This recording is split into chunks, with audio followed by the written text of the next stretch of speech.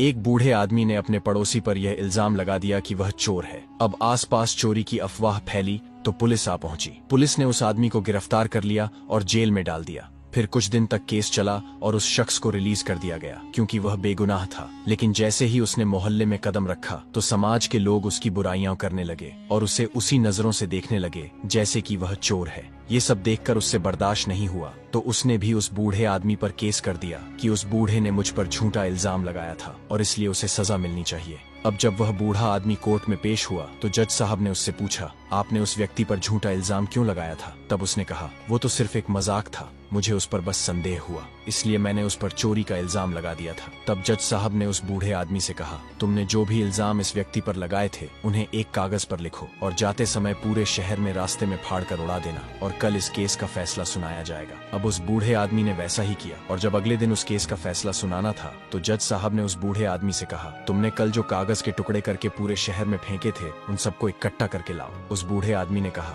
जज साहब ये कैसे संभव है? वो सारे टुकड़े तो पूरे शहर में हवाओं में उड़कर फैल गए होंगे। जज साहब ने कहा, मैं भी आपको यही समझाना चाहता हूँ, जब आप किसी शरीफ आदमी पर कोई इल्जाम लगाते हैं तो वह भी हवाओं में इसी तरह फैल जाता है और फिर इतना फैल जाता है कि उसे इकट्ठा करना मुश्किल हो जाता है। इसलिए किसी के भी कैरेक्टर पर, किसी की भी इज्जत पर हमें सोच समझकर ही इल्जाम लगाने चाहिए, क्योंकि सोच समझकर बोलना और दूसरों के सम्मान को बनाए रखना ही इंसानियत है।